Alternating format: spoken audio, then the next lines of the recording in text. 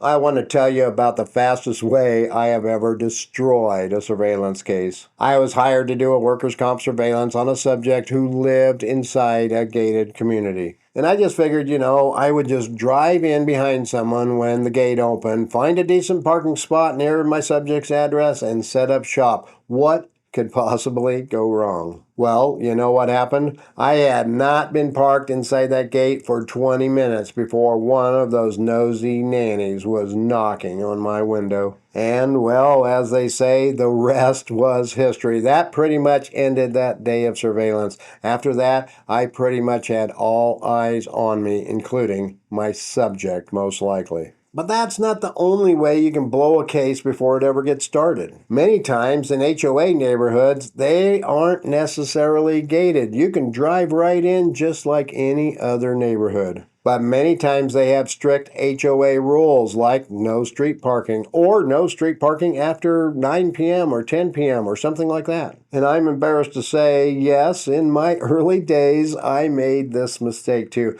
I thought to myself, who are they? This is a public road. I can do what I want. But you know what? HOA roads are not always public roads, and even if they are, the covenants outweigh your opinion. And if it is posted no parking, it means no parking. Then there are apartment complexes. Every entrance looks the same. Every exit looks the same. Every apartment looks the same. And you have no idea which one your subject is going to use or even where their vehicle is parked. Today, we're going to break down how to do surveillance in 3 of the most challenging environments you're going to ever face as a private investigator. And you will be surprised what the biggest common mistake PIs make for each of these, which we will discuss here in a moment. This video is sponsored by OREP Insurance and Working PI Magazine. OREP is a leading provider of private investigator liability insurance. Visit orep.org for a quote today. Let me start with the gated communities. The gate is there for a reason. It is designed to keep people out who do not belong there. And when you park your surveillance vehicle inside the gated community without authorization, it is pretty much like being in someone else's living room, so to speak. Every resident who drives past you is going to notice you. And in a gated community, folks, they notice everything. They know everyone, and they will see you. You could try to get a temporary pass from the management company under some guise, I suppose. Sometimes that works, but most of the time, they will see right through the guise. As a PI, you are not a vendor, and you are certainly not a resident. You could say you're visiting somebody, but that has its own complications as well. If the management company or the courtesy officer or security officer tries to verify your information, and yes, they will try to verify your information, it is not going to end well. So what do? Well, the best course of action is to simply start the surveillance from the outside, but that is not always as easy as it sounds. Every gated community has 1, 2, maybe 3 or more ingress and egress points, and that can be viewed as a blessing or a curse. It all depends on how you look at it. Park outside in a position where you can see the main exit clearly. Find a spot that gives you a normal reason to be there. A parking lot nearby, a side street, a commercial area. You want to be close enough to identify the vehicle when the gate opens, but not so close that you are sitting directly in front of the guard shack. Now, before you set up your stationary position, you need to do your recon. You need to know what vehicle you're looking for and where it is parked inside the community. The best way to do this is usually going to be doing foot surveillance. But when you do go out on foot, remember, you're not a PI on foot surveillance. You're just a person walking by. Nobody in a gated community thinks twice about a person walking through the neighborhood. You simply walk through, you locate the subject's vehicle, you note which direction it is facing, whether it's in the driveway or on the street, and what exit is the closest to the vehicle. And that intel gives you a lot of information. If the vehicle is pointing towards the north exit is probably your best location to set up surveillance at. Now, the easiest way to work a gated community is to use 2 investigators. This changes the game entirely. With 2 of you, you can easily cover multiple exits. Or if the community only has one exit, you set one investigator close to the gate to make the initial ID as the subject pulls out, and one investigator further down the road to pick up the tail once the subject is on the move. The close investigator calls it. The far investigator takes lead on the follow. The subject never sees the same vehicle in the mirror twice as they leave. Now, a lot of clients are going to push back on the cost of two investigators, and I get it. Budgets are real, but if you're working a gated community solo, be honest with the client that they are accepting some risks. Set those expectations up front and document it in your case notes. Let's now move on to those pesky HOA neighborhoods, especially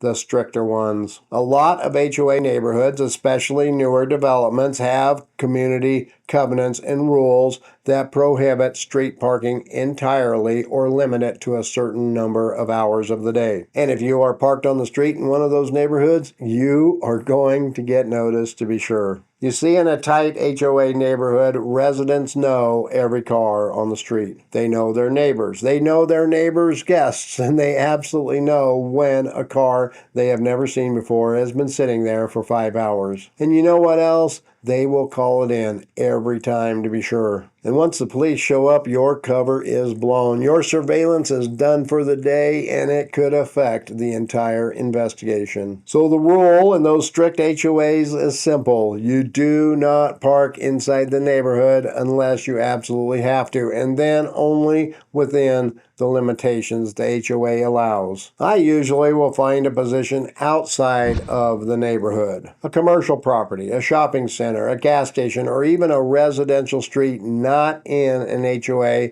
where I can watch the primary exit route. Now here is where it gets a little different from the gated community situation. In an HOA neighborhood, there is usually no gate, so you usually have more potential exit points, which means you need to know what your subject's vehicle looks like because you're watching for that vehicle, not waiting for a gate to swing open. Before you set up, do a single drive through the neighborhood, just once. You're not stopping anywhere, you're not circling around, you're not slowing down to stare. You drive through once, you locate the subject's house and vehicle, you note the direction the vehicle is facing, and then you get out. Then you set up on the most likely exit they will use, and you wait. If you want even more stealth on the Recon Pass, go in on foot surveillance instead of driving in. Walking through a neighborhood is completely normal in most cases. It gives you more time to look around without drawing any attention. The key in these environments is patience. You are not watching the front door. You are watching the exit route. Now, apartment complexes are a beast of their own, to be sure. These are a different kind of difficult, and in some ways, the most frustrating of the three. The problem with apartments is multiple exits, a maze of parking lots, and if you don't know exactly which unit you are watching and exactly where the subject's vehicle is parked,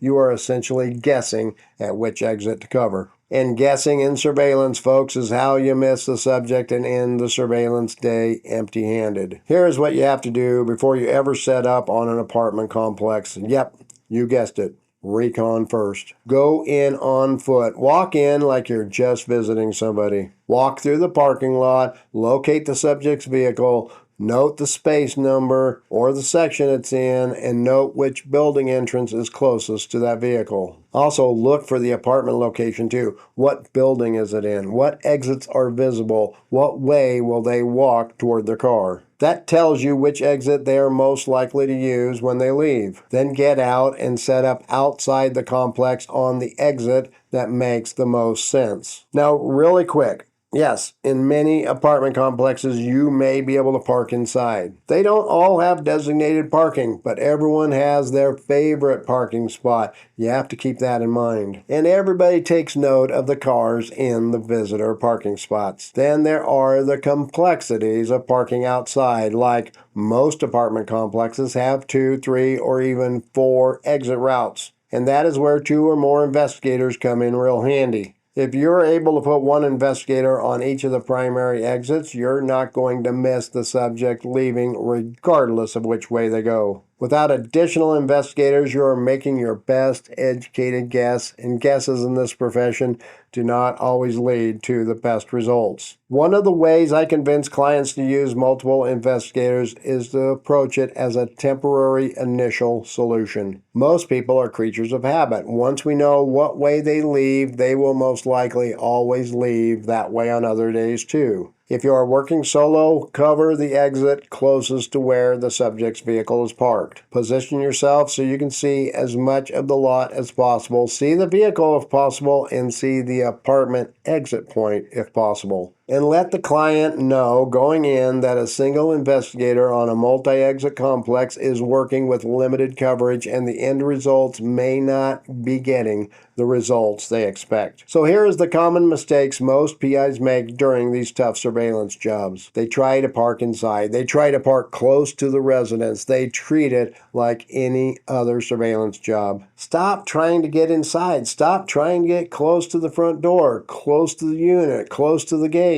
I know the instinct to get close to your subject is understandable. I had to do it when I first started too. But in those tough environments, close gets you burned every single time. Work the exits. Do your recon first, whether that is a single drive-through or going in on foot. Know where the vehicle is. Know which exit makes the most sense. Set up outside and be patient. Remember, 2 investigators will always be better answers in these cases. This allows you to cover multiple exits, do leapfrog surveillance once the subject is active, and helps ensure the integrity of the investigation. If the budget is there, make the case to your client. It is not upselling. It is giving them the best possible chance at a productive surveillance investigation. And if you're working it solo, set realistic expectations with the client and document your position decisions and work smart. Now, if you do a lot of surveillance in these tough areas and you have a tip or a story that worked for you, drop it in the comments down below. I'd love to hear it. If you found this video helpful, please hit that thumbs up button, hit that subscribe button, and click the join button to learn how to become a PI Guide channel member.